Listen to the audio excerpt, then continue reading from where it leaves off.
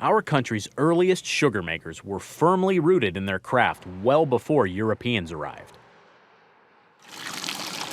But it was the union of native tradition and colonial technology which laid the groundwork for North America's enduring maple syrup production model.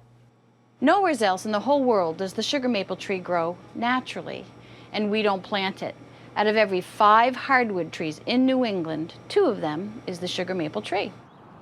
While much of the country turns the page on Old Man Winter, states like Maine, New York, and Vermont typically undergo an early spring freeze-thaw cycle, spawning a woodland sucrose infusion. With temperatures seesawing from overnight freeze to 40 or 50 degrees during the day, the tree's root system gains access to fresh water. Plant starches are nourished, kickstarting a saccharine windfall that lasts an average of 6 weeks with favorable weather. Once the sole means to an end, metal buckets still hang out in the rural Northeast this time of year. A reminder that the seeds of this sugar-coated culture were sown in nostalgic soil. Many producers opt to bring the forest to them by installing intricate networks of vacuum tubing. They're not moving. Roughly 10 taps feed a main line, which uses gravity-induced suction to expedite sap downhill for refinement. Tim Taft, a 4th-generation sugar maker, runs 650 lines on 100 acres of sugar bush, or forest, near Huntington, Vermont. And while tubing is a cost-effective way for the family operation to move raw liquid, maintaining an infrastructure that can be compromised by weather and wildlife requires constant vigilance.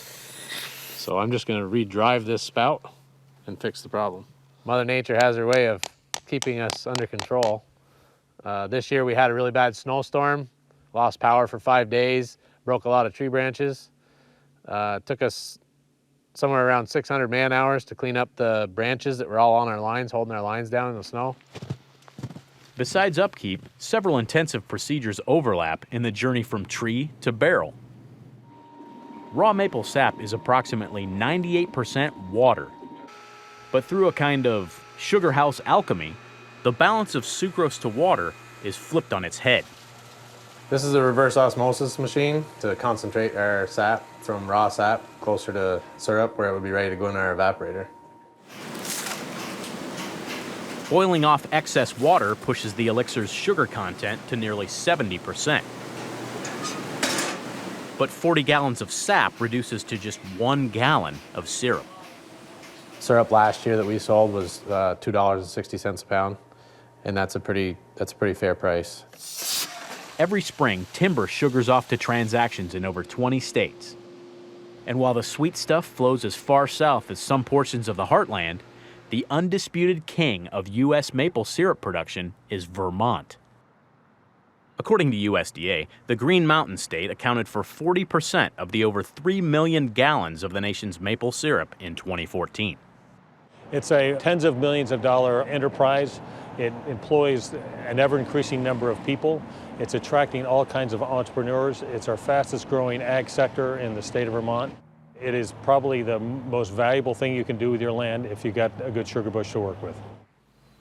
Farms like Taft, Milk, and Maple offer a textbook example of classic Vermont agriculture.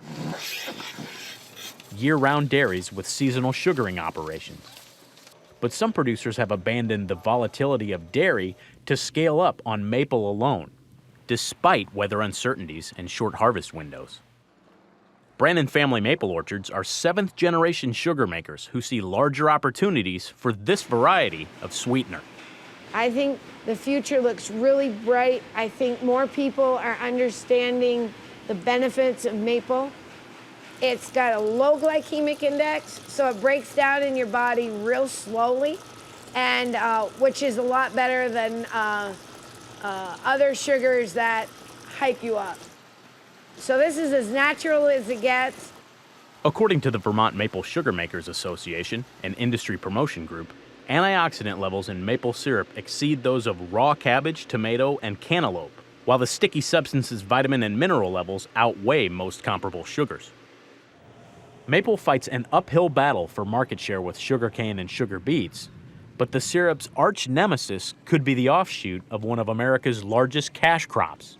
You always got to read the label because sometimes it's false advertising. Yeah, Aunt Jemima is not the most welcome person in Vermont, that's for sure. On average, grocers stock more flavor-enhanced imposters than genuine maple syrup. And the disparity is attributed to price. Overabundant corn is simply cheaper and easier to produce. That's really where our competition is. It's not New York State, it's not Maine, it's not Quebec. It's those corn syrups that people think of as maple syrup. Maple advocates make their argument on quality, not price, touting the health benefits of pure product over highly processed food additives. But the American maple industry is somewhat accustomed to riding shotgun. While Vermont is the domestic leader, Canada, led by Quebec, rules the world in maple production, churning out 12 million gallons per year. The U.S. has worked with its northern neighbors in recent years to replace a convoluted American maple syrup grading system with a universal standard for both countries.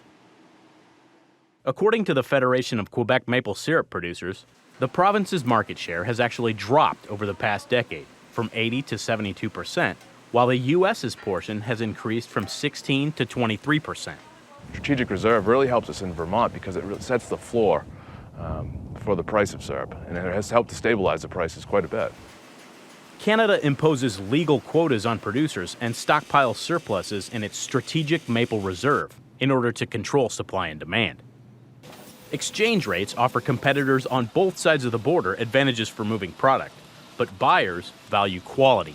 The big wholesalers will purchase syrup for a little bit more, usually if it is Vermont or U.S. versus Canadian. But then the U.S. dollar versus Canadian dollar is also another big deal. And this year, with the U.S. dollar being stronger, it makes it more advantageous for them to go to Canada and buy syrup. While several New England producers try their hand at retailing maple products themselves to control income and pricing, some of the commodity is repackaged in bulk for worldwide markets. Sealed in barrels, syrup will keep indefinitely, giving a little wiggle room to the laws of supply and demand. If the market demand goes up and syrup gets short, they'll start to pay a little bit more for it. But if the sweet smell of success doesn't boil over this year, America's maple sugar makers will try their luck tapping into revenue next season. So now I'm going to drive it back in again. For Market to Market, I'm Josh Bittner.